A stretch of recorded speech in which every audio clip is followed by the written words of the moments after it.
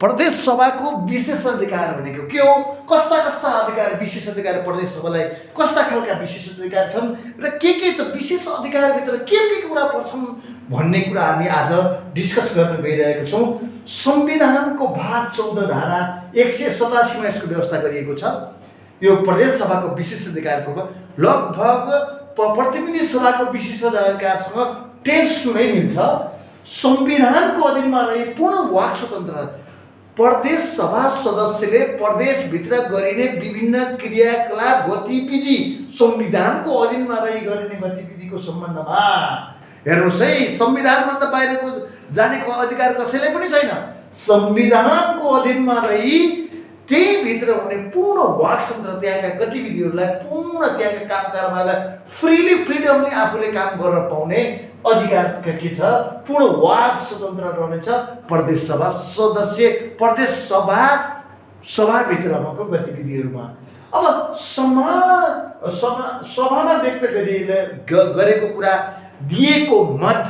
दिएको मतलाई लिएर कुनै पनि व्यक्तिलाई पक्राउ गर्ने, थुनामा राख्ने, हिरासतमा नियन्त्रणमा लिने, अदालतमा कारबाही चलाइने छैन। त्यहाँ दिएका कुनै पनि कुरालाई, उसले दिएका मतका कुरालाई, उसले दिएका कुनै अभिव्यक्तिका कुरालाई लिएर कुनै पनि व्यक्तिलाई पक्राउ गर्ने, थुनामा राख्ने र अदालत समक्ष प्रश्न उठाइने छैन, अदालतमा कारबाही चलाइने छैन। यो क्लियर हुनुपर्छ है तपाईहरु।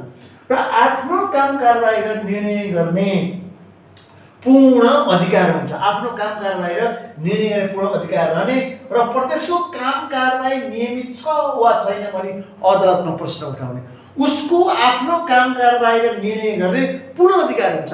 आफ्नै हिसाबले संविधानको अधीनमा रही आफ्ना काम कर्तव्य के छन्, ती काम कर्तव्यहरू गर्ने अधिकार त्यो प्रदेश सभालाई हुन्छ।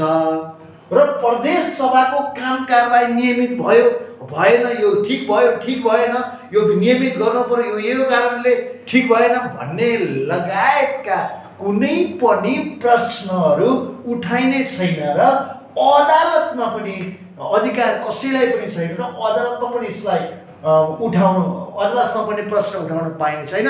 त नियमित छ वा छैन प्रदेश सभाका गतिविधिको प्रश्न उठाउन पाउने अधिकार प्रदेश सभालाई मात्र हुन्छ। र असल नियत सभामा भएका विभिन्न क्रियाकलापका असल नियत बारे शंका उठाइएका, टीका टिप्पणी गरेका, असल नियतले भन्न खोजेका टीका टिप्पणी गरिएका कुरालाई गलत र भ्रामक अर्थ बनाई, गलत तरिकाले प्रस्तुत हुने, भ्रामक अर्थ हुने, त्यसलाई डेभिएट गर्ने, जुन टीका टिप्पणी भएका छन् त्यसलाई ट्विस्ट गर्ने, भङ्ग्याउने लगायतका भ्रामक अर्थहरू लगाउने, फरक अर्थहरू लगाएर प्रकाशन र प्रसारण गर्न पाइने छैन। यो कुरा क्लियर हुनु जरुरी छ। प्रकाशन र प्रसारण गर्न नहुने र असल नियतबारे शंका वा प्रकाशन र प्रसारण गर्ने विषयमा बैठकमा भाग लिन आउने अन्य त्यो प्रदेश सभा सदस्यमा प्रदेश सभा बैठकमा यदि अन्य व्यक्तिहरू आउनु भएको छ भने उहाँहरूको पनि त्यहाँ भित्रको काम कारबाही, टीका टिप्पणीलाई कुनै प्रश्न गर्ने, प्रकाशन गर्ने, प्रसारण गर्न पाइँदैन। डेभिएट गर्ने अथवा अदालतमा प्रश्न उठाउने लगायतका कुनै पनि काम कारबाही त्यो बैठकमा अन्य सदस्य बोलाइएको छ भने तिनीहरूको हकमा समेत लागू हुन्छ भन्ने कुरा यहाँ डिक्लेयर गरेको छ। असल नियत र प्रकाशन, कुनै लिखत प्रतिवेदनलाई कारबाही प्रकाशित गरेको विषयलाई अदालतमा कारबाही नचलाइने। अब कुनै लिखतका कुराहरू भए प्रतिवेदन कारबाही प्रकाशित गरेको विषयमा अदालतमा कारबाही चलाउन पाइँदैन। कुनै लिखतहरू, त्यहाँका प्रतिवेदनहरू र चाहिँ बाहिर प्रकाशन गर्यो, बाहिर ल्यायो, प्रकाशित गरेको ल्यायो कुनै पनि व्यक्तिले भने, त्यहाँको उस सम्बन्धित व्यक्तिले भनेपछि त्यो विषयमा अदालतमा कारबाही चलाउन चाहिँ पाइने छैन।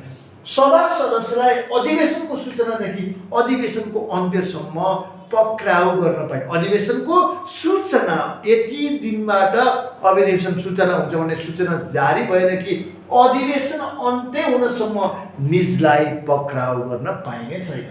हेर्नुहोस् है।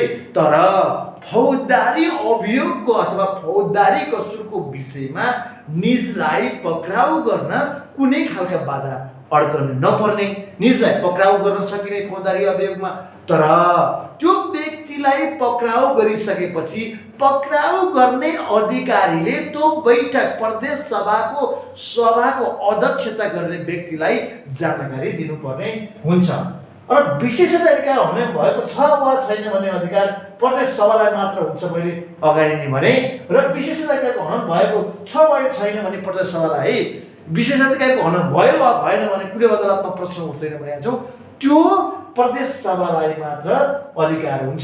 सभाको अवहेलना, अब सभाको अवहेलना गरेमा अध्यक्षले सचेत गराउन नसिहत दिन 3 महिना नबढ्ने गरी कैद गर्नुपर्दछ।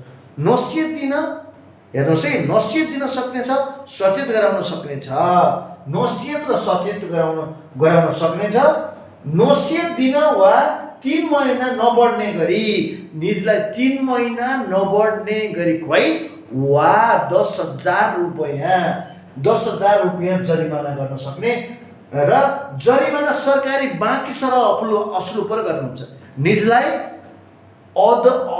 त्यो विशेषाधिकारको हनन भएको सिनारियोमा कारबाहीको विषयमा गरिएको जरिमाना सरकारी बाँकी सरह असुल गर्ने, सरकारी सम्पत्तिबाट निजको असुल पर्ने। अब प्रदेश सभालाई क्षमायाचना उसले आफूले गरेका गल्ती विशेषाधिकारको हननको विषयमा प्रदेश सभालाई एउटा क्षमायाचना माग्यो र सन्तुष्टि दिलाउन सक्यो भने निजको माफीलाई घटाउन, आम माफी दिन वा निजको जरिमानालाई असजाय कम गर्न सकिने।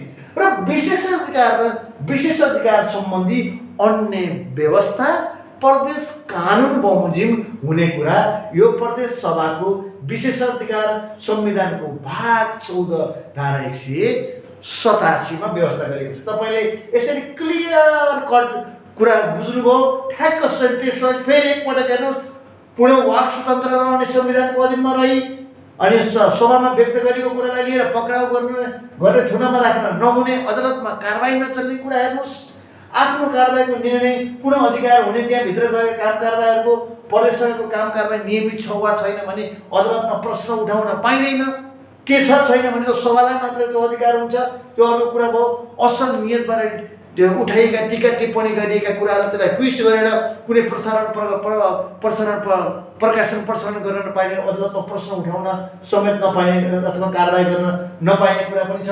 लिखित प्रतिवेदन र कारबाही प्रकाशित गरेको विषयलाई अदालतमा कारबाही नगर्ने कुरा पनि छ।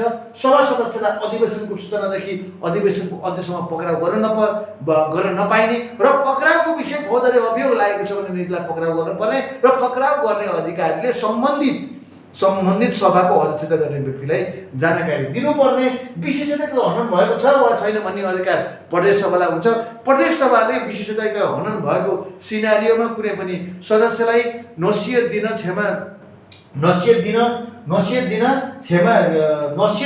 सचेत गराउन सक्नेछ। नसिहत दिन वा 3 महिना नबढ्ने गरी कैद गर्ने वा 10,000 रुपियाँ जरिमाना गर्न सक्नेछ।